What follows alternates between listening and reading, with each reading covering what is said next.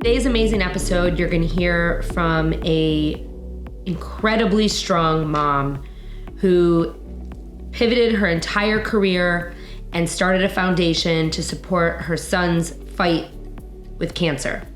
This foundation has since raised over $21 million to help fund treatments for pediatric cancer. Please come in and meet Gretchen Witt. She is a force. She is someone you want to know, and this is a story everyone should be aware of. Welcome back to another episode of Dear Found Her. I am really looking forward to introducing today's guest to you. She has taken a personal circumstance and built an entire incredible foundation, nonprofit around something that happened to her. And you heard me a little bit in the intro, but I'm going to let her share her story because there's no way that I could do it the justice that it deserves. So Gretchen Witt, who is the co-founder and executive director of Cookies4Kids Cancer, welcome to Dear Found Her. Thank you so much for spending your time with us. Oh gosh, absolutely. It's always an honor, and awareness is the first step to change. So I appreciate you being interested enough in the story to want to hear more. So tell us your story. Let's start there. Well, I was a mom was a mom of two children. I came to the whole motherhood thing a little bit later in life. So I had to have my children quickly before any biological clocks kept ticking. So my children were 20 months apart. And Liam was my baby boy who was born first. And Ella was his baby sister who completely adored him. So on a day when Liam was about 2.5 and his sister was 13 months old, he went to preschool. I then took him to the pediatrician for a wellness visit because I just felt like something was off. But I couldn't put my finger on any one thing that was wrong. But it was enough that I really just wanted to get that nagging feeling to go away. So I took him to the pediatrician for a well visit. At the end of the visit, the pediatrician gave me 3 prescriptions. One was for a chest x-ray, one was for an abdominal ultrasound, and the third one was for a CBC to check his blood counts. And I took the prescriptions, and I was grateful that he was taking it seriously enough that he was listening to me, that I was worried. And I looked at him and I said, well, okay, so how soon should I have these done? And he said, soon, but like within the next couple of weeks kind of thing. And I was like, okay. And I took Liam, put him in his car seat, and drove to the closest hospital and went to the outpatient area and walked in and said, I really need to get these tests done as soon as possible. And the woman who was working at the desk took the prescriptions, looked at me, looked down at them, and said, you know what? You get one of these done, but the other 2 are just not going to happen. They're going to take weeks to schedule. And as she said that to me, our eyes locked, and she grabbed my hand and she said, you know what? We're going to figure it out. We'll get these taken care of today. So by the end of that night, it was already late in the afternoon. By, I don't know, like maybe 9 or 10 o'clock that night, we had done all the tests. I was asked to go to a room. The room was actually the room where x-rays and other scans are read. So it was just this room that was lined with monitors, and all the monitors were kind of glowing, but there was nobody there because it was after hours. And somebody handed me a red phone, which I just thought was so odd because I felt like, like there's the phones that are red are always like the emergency phones. And on the other end of the line was my son's pediatrician saying, Gretchen, we found a large abdominal tumor in Liam. We don't know what it is. We're going to admit you tonight, and we're going to get to the bottom of it. And so that's what started the odyssey. And really who I am and where I am today were those words. The next day, we did more tests. there was a pediatric oncologist who said to me, it could be this or it could be that. And you really want to hope that it's not this, because if it's this, that's really bad. And then my son went through the scan and he was under anesthesia. So I was just kind of standing there nervously waiting the results. And the pediatrician, the oncologist came in and she said, well, it's the really bad one. And I was Oh like, my God. oh my gosh. Was that for bedside manner, eh? Yeah. Well, it gets even better Oh too. my God. So we had a diagnosis. And then what was interesting is that immediately my husband and I went into this triage mode where my job was to take care of our son. His job was to gather a group of people together who would research my son's kind of cancer and figure out who had the most experience with that kind of cancer and where we should go and where do you go once you get this diagnosis. So as my son was recovering from anesthesia, I was on the phone with my husband and the oncologist came over to me and they wanted to immediately do a biopsy. And I looked at her and I said, well, actually, we're probably going to move to a different hospital. And she looked at me and she said, well, then there's nothing left to talk about, and turned around and walked away. Oh my God. So he was diagnosed with stage 4 cancer. He was 2.5. My son had never so much as had an ear infection or any of those diseases and sicknesses that little kids get all the time. So this was completely out of left field. And that's the thing about pediatric cancer that I learned very early on, is that it's often called the silent killer, because by the time it's diagnosed, so much has happened that it's difficult to treat. So let's move forward into, you had this diagnosis, and when did Cookies for Kids Cancer come about? What Sure. was, and how did, I'll get into that, but let's talk about when this came about. So we had the diagnosis, we started going through treatment, and immediately, as somebody who has spent my career in communications, I was completely dumbfounded that I had no idea that kids even get cancer. I just didn't know that was a thing. I thought it had already been taken care of. I did not know that pediatric cancer is the number one disease killer of kids in the US. I didn't know that it kills more kids than asthma, AIDS, MS, and MD combined. I didn't know that the kinds of cancers kids get are totally different than the kinds of cancers adults get. And what I really didn't know is how little funding is directed towards kids' cancers. So the marketer communications mind started going into overdrive, because I realized very early on that this was a communications challenge. This is like one of those things that nobody wants to think about. Nobody wants to think about cancer. They really don't want to think about kids getting cancer.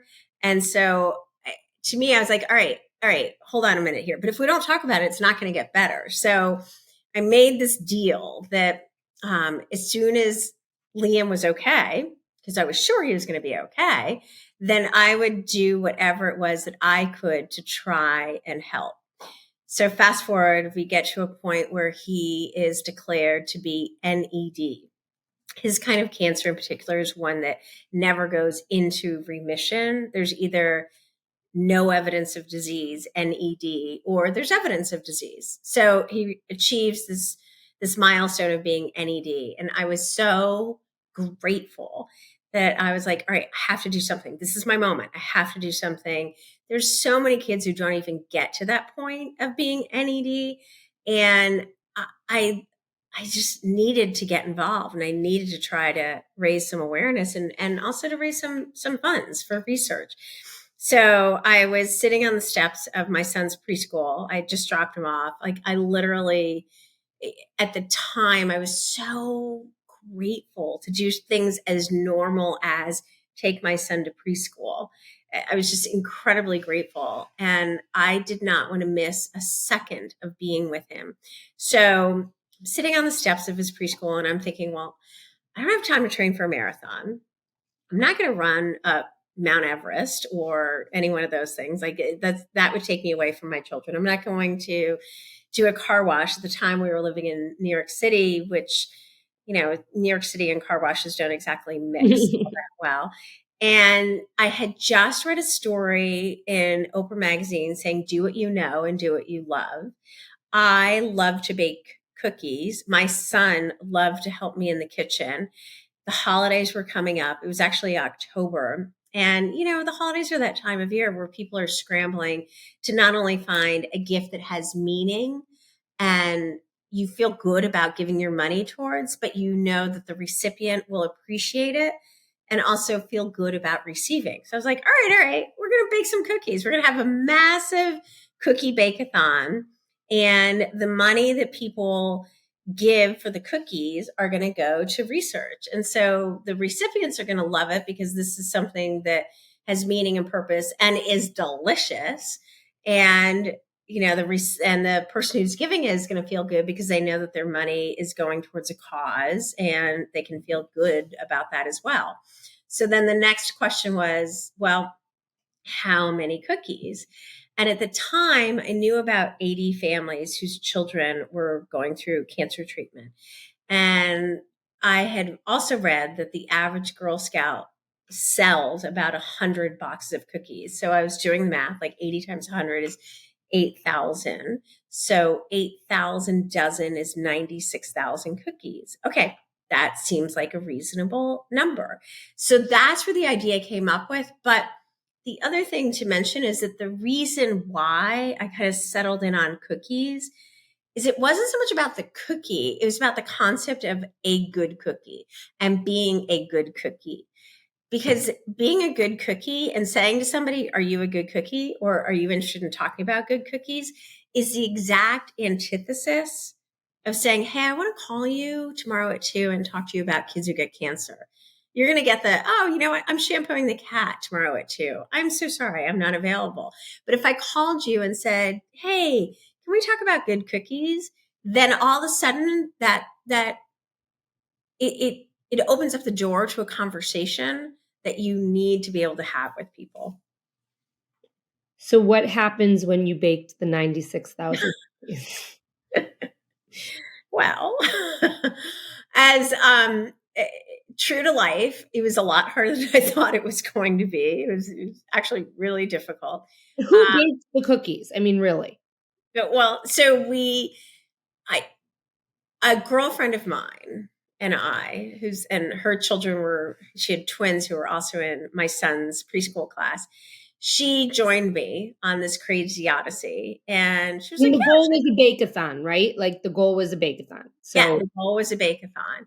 And we literally just started putting one foot in front of the other. It was like one task at a time. Like, okay, how do we figure out what recipes? What's the packaging going to be like? How are we going to ship the cookies? How are we going to sell the cookies? Oh, we have to create a website really quickly. Okay, let's create a website really quickly.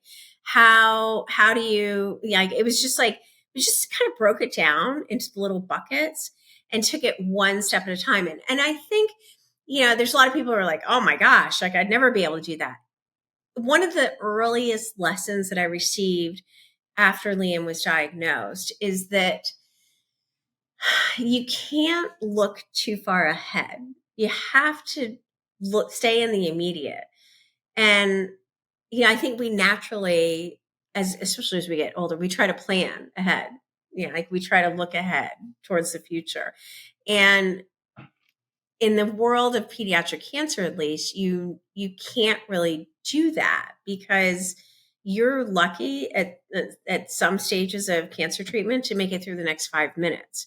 So, so I realized that you just need to take it like a small step at a time and figure things out and just keep figuring things out one step at a time, as opposed to feeling overwhelmed by the whole thing. So taking off small bits and chewing through it and figuring out what the solution is was really important at that point in time. And so this initial effort, what was the result of it? So we raised over $420,000. We should have raised a little over $200,000. The reason why it was that much is because most people said to us, keep the cookies. We just want to make a donation. We heard what you're doing and we want to get involved. That then led to the development of Cookies for Kids Cancer as a year-round organization. It launched in September, which is Pediatric Cancer. I call it Unawareness Month, but Pediatric Cancer Awareness Month. Since then, we have gone on to donate more or grant more than $21 million. There's been over 130 grants that we have given to all kinds of pediatric cancers. There have been more than 16,000 grassroots events held in all 50 states and 26 countries. We have a charity navigator rating of 96 or 97. 100 is the top rating. So we're almost there. And it never ceases to amaze me, the people who get involved. Unfortunately, your son lost his battle with cancer, and I'm so sorry about that. And I know I told you that when we first got on here. And I think my biggest question about that, and I'm sure so many of our listeners, it's how do you continue to put one foot in front of another every single day after you go through something like that? It's interesting because I don't think that I would have had the energy to start the organization if I had started it after he passed away. I don't know if I would have had the strength. I just don't know. But the reason why I stay involved, and it's interesting you should say that, because invariably, every once in a while, I'll have somebody who will say something to me to the effect of, why do you stay involved? You lost, your son died. Like, why do you stay involved? And it's because he died that I feel like I need to stay involved. And for me, the reason is because I know my son inside and out, and I know that his expectation of us who were left behind is that if there was something we could do to make it better for somebody else, that we should do it, no matter what it is. Like, we should just do it. Like, why wouldn't you? And I feel like I'm going to see him again. And I feel like you're not allowed to lie when you're in heaven. Like, something really bad happens if you lie in heaven. It's like I feel like it's a lie detector test immediately.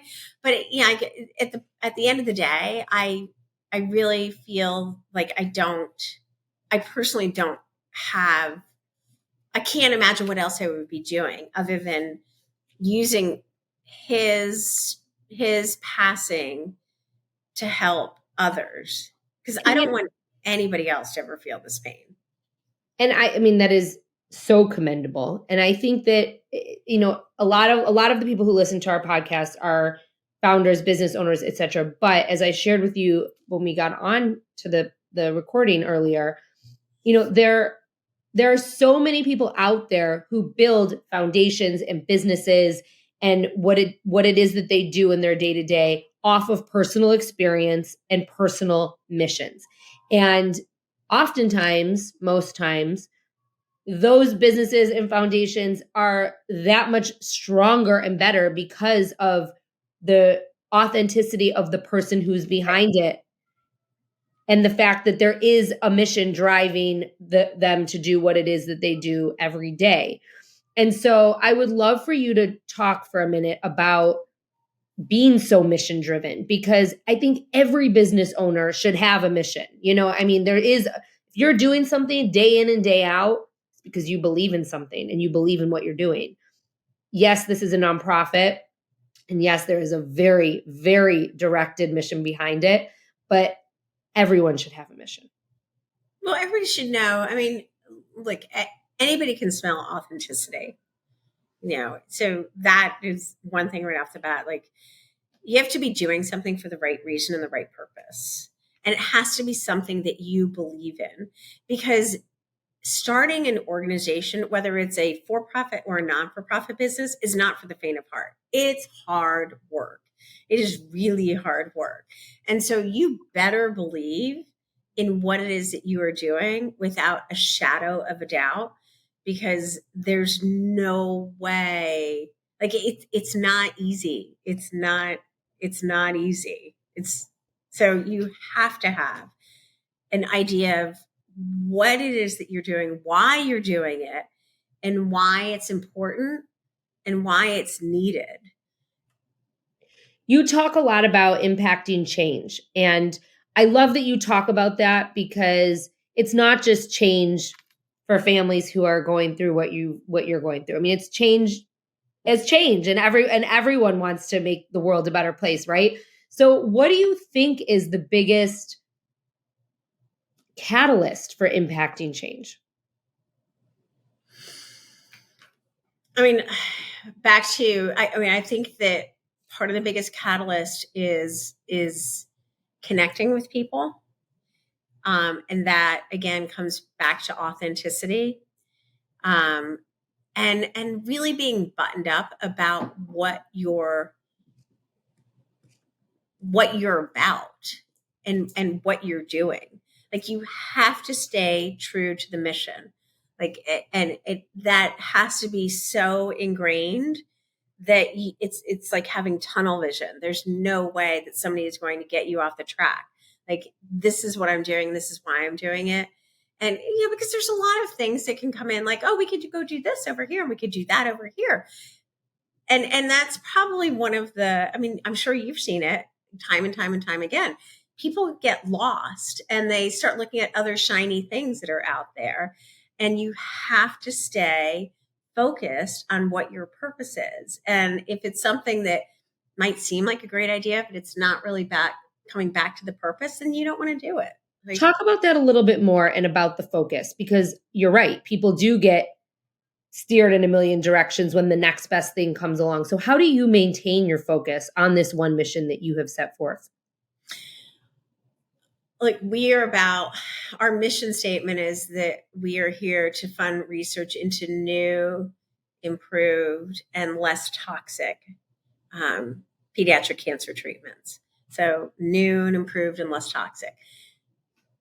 I'm very clear on what that mission is. We receive lots of, hey, can you, I mean, like we get all kinds of requests for paying for travel for families, to funding different types of things that aren't necessarily directly related to new therapies for kids, there's just a myriad of things that come our way. And like any business out there, like if you're a consumer products company and you make a certain type of product, then you need to continue making that certain type of product, and not, like go off in a direction, in a tangent that is going to create confusion for your consumers, and also take your eye off the ball of what it is that you're doing. So I would say that being clear as a leader, but then also making sure that everybody who is part of the organization is clear on what it is that you're doing is incredibly important. That's probably the most important thing. So it's been 16 years since this, I mean, 2008, right? Well, it's 2008. Yeah. Liam died in 2011. Okay. But the organization was doing its thing, but yeah, it has been. So it's been 16 years since the organization started, since that first bake-a-thon. And Right. Obviously a lot has happened. You rattled off a lot of amazing numbers and accolades at the top of this conversation. How do you go from like this giant, like one-off bake-a-thon to a foundation that is a year-round effort? And, and kind of what were those concrete steps that you took to put that into place? You have a huge team. It's amazing. It's amazing. Well, 5. We only have 5 employees. But it doesn't matter. You have so many nonprofits and foundations that I talk to. It's like it's one person. To have 5 people on your team is really big for a nonprofit. Yeah. So I should clarify by saying that I was running the PR department at a large company. And so I was working on foundation work as my second job. And then in I can't remember if it was 2017 or 2018, I decided to focus all of my attention on the nonprofit. My husband and I worked at the same company, and he was taking on a new role that one of us was going to have to leave. And so we chose my departure versus his, since he was becoming president of the company. So Okay. it seemed like maybe he should stay on. I still actually am very upset with him because I loved my job more than anything.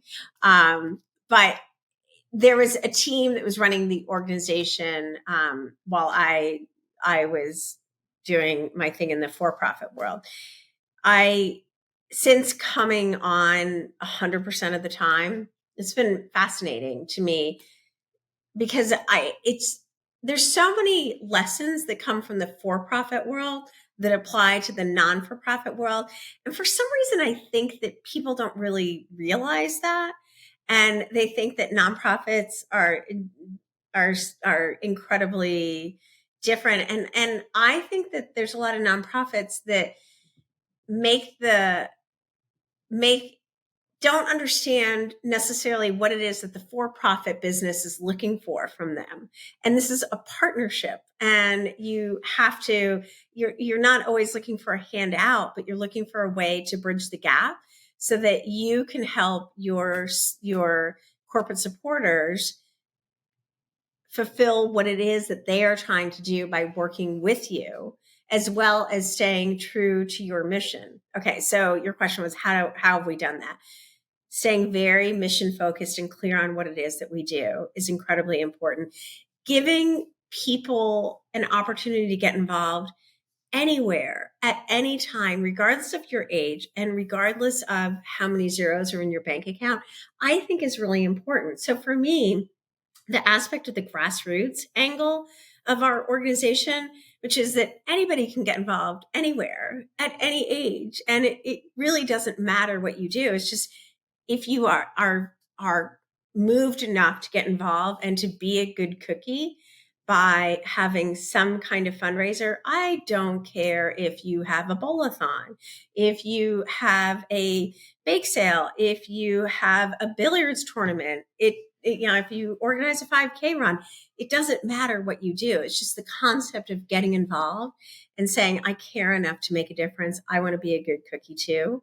So for me, I think that has been a really important key to our continued success, is that it's something that is very tangible that anybody can do, no matter where you are. Because there's so many nonprofits that require you to do something, whether it's rafting or whether it's running, and you're immediately excluding certain groups of people. And pediatric cancer impacts Everyone. people in every state, everywhere. And so I really felt that it was incredibly important to try to find something, to try and find messaging that would say, hey, I don't care where you live. I don't care what's going on in your world. You can be a part of this and you can get involved. And the dollars you raise will make a difference. I don't care if it's $10 or $100, $1,000 or $10,000. Every dollar counts. So I shared with you before we hit record that I think that it is very important for those of us in the for-profit world to find nonprofits to align with, and that can align with our mission. I gave you the example of my first company, Bump Club. We always gave back in both product, time, and dollars to other organizations that supported families and parents, including pediatric wellness and health and wellness organizations. But how can a for-profit align with Cookies for Kids Cancer? Like, what are some of the best ways that a for-profit can get involved? So many ways. I mean, some of the best grassroots events that we have seen is if a company decides to have an employee bake sale, and there will be executives who are judging things from best cookie to best cakes and whatever it is that is brought. It's always, there's something cathartic about baking, and there's something that just makes people smile when there's a bake sale going on. So, okay, that's one way that is a great employee engagement opportunity.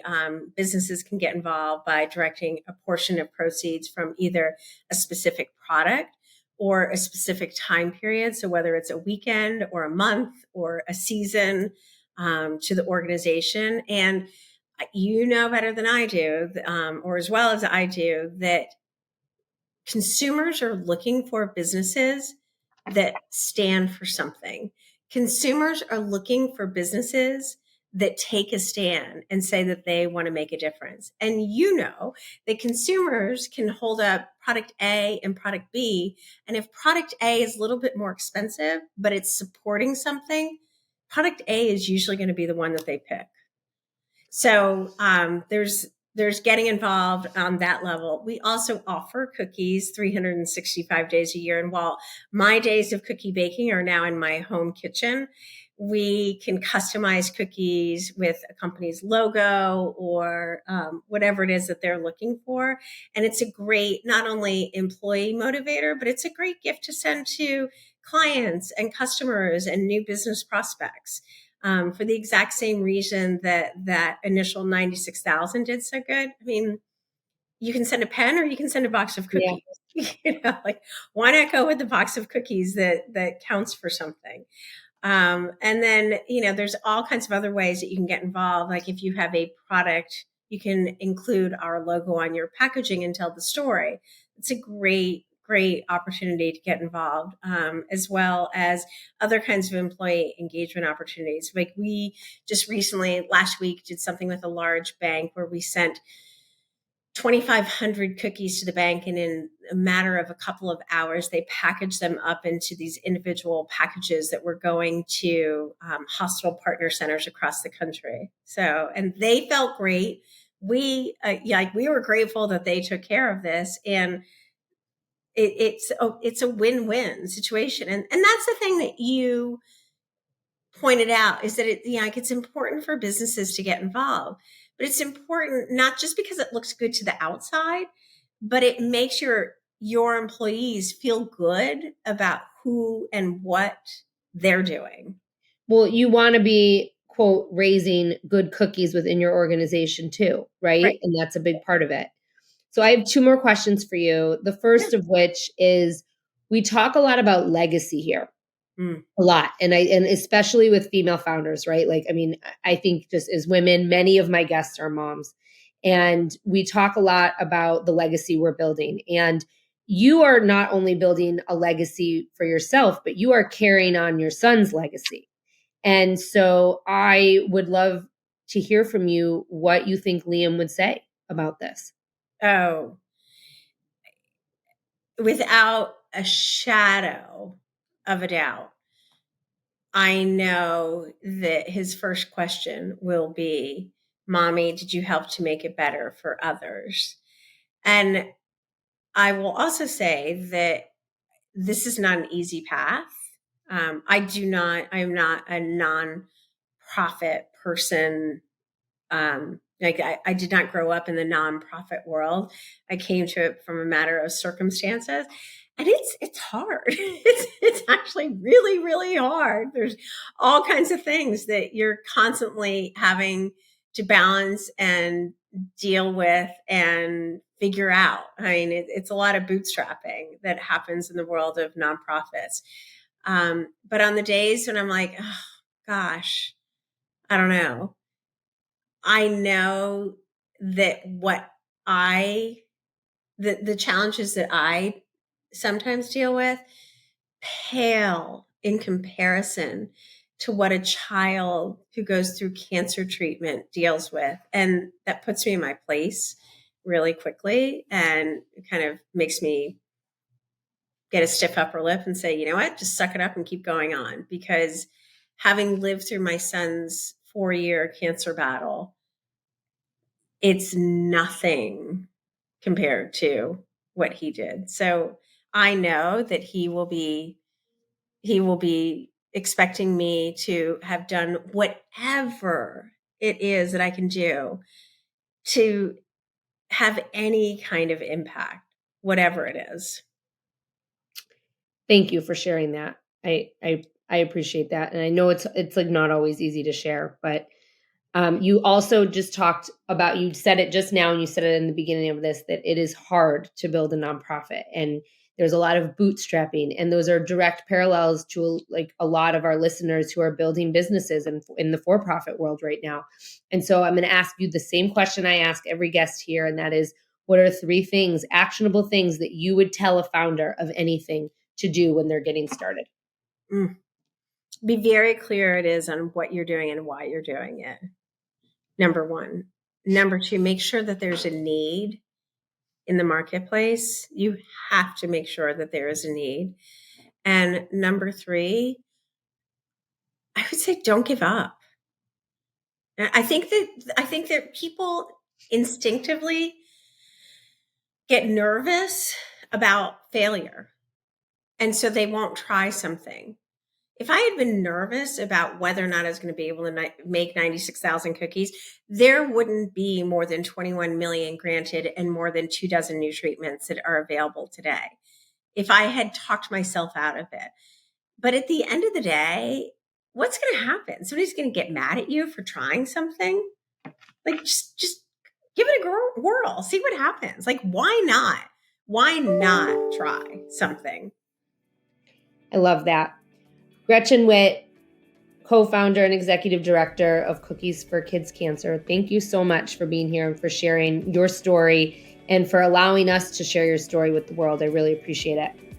Absolutely. And if anybody wants to get involved and be a good cookie, you know where to find me. All the information will be in our show notes. Wonderful.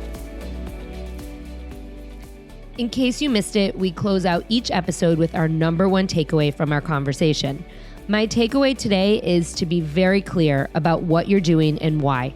Not only when you have a mission-driven entity.